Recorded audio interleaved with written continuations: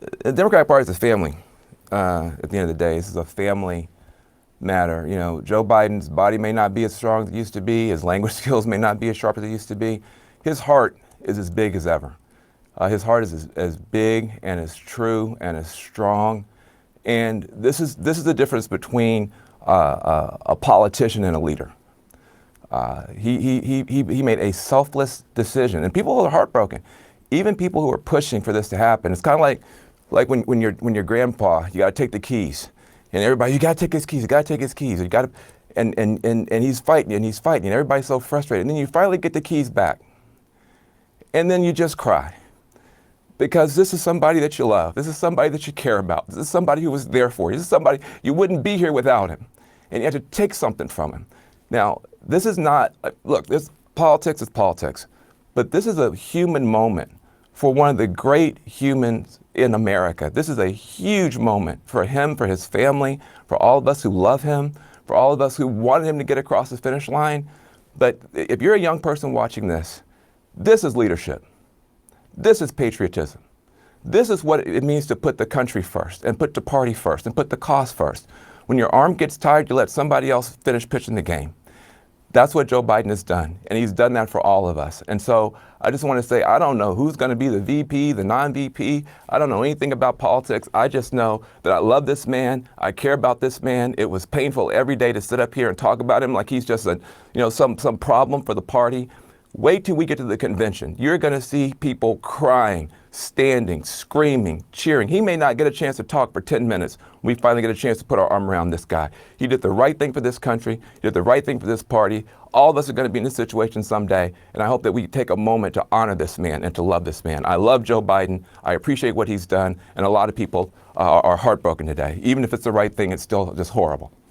Well, and Van, I mean, on that point, which is a great point that I think resonates with a lot of people, of the personal nature of a decision like this. We often talk about things in a harsh political lens of who's going to fare better, what this looks like. I mean, I also have to imagine what it's been like the last 3 weeks, a little over 3 weeks since that debate, to see, you know, what the reporting has been behind the scenes of Democrats who wanted him to get out.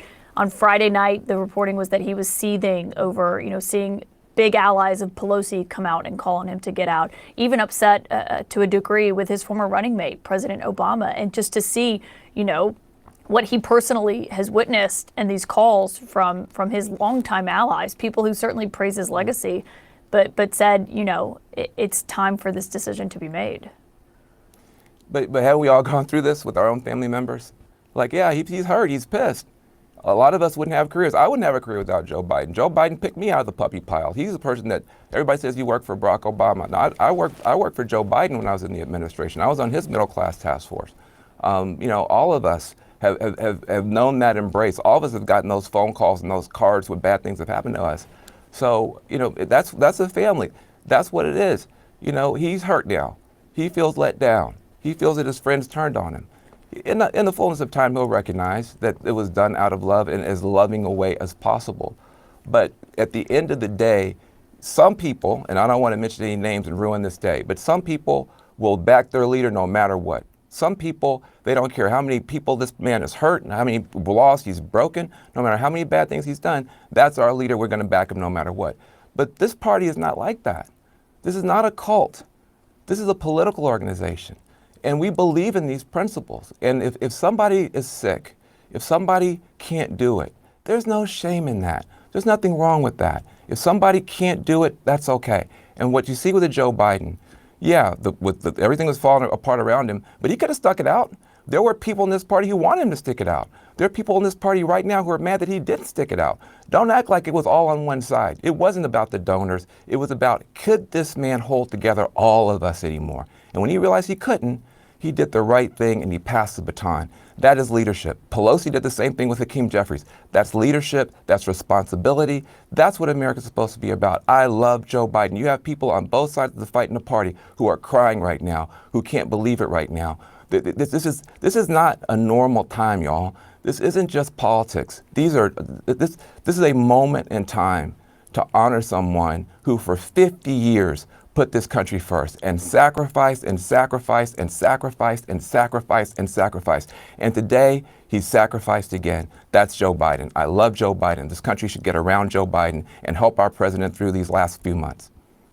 Jamal Simmons, you worked in that administration as well. I wonder what you make of how Van just laid out what a personal decision this was for President Biden to make after facing these calls for 3 weeks now, sustained calls from his own party. And obviously, you worked with him, you worked with Vice President Harris. I wonder what you make of that. Yeah, listen, as I started out, it's a very sad day. I have heard both Van's sentiments and feel them, right? I mean, there's nothing I found after the assassination attempt last Saturday, when Joe Biden went on television to tell us what was happening. I know people had different feelings. I felt a little easier about it, right? Knowing that Joe Biden was in charge, because here's somebody who was going to be willing to put the American public first and not just his own political needs, not just do what he thought was best for him. And listen, we can try to make this not about politics, and Van, I'm with you. This is a day for Joe Biden. But on the other side of this coin is a guy who is the antithesis of Joe Biden, right? Who's completely about Donald Trump, completely about putting himself first. So I think as we think about President Biden, all of us who know him and those of us who worked for him, like Van, really feel an incredible sense of loss. At the same time, this is going to help the Democratic Party finish Joe Biden's job, which is the point of what it was he was running for, which is to keep Donald Trump out of the office and to make America a better place that includes more people and has more opportunity for people. And I think that Kamala Harris is going to do a good job doing that.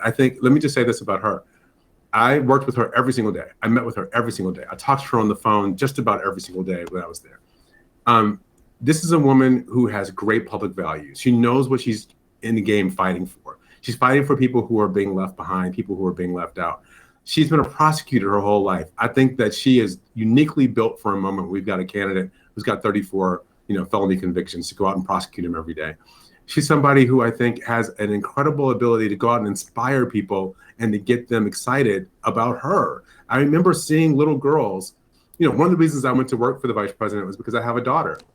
And I remember thinking that I wanted my daughter to have the same kind of model for her life that my son has when he thinks about Barack Obama.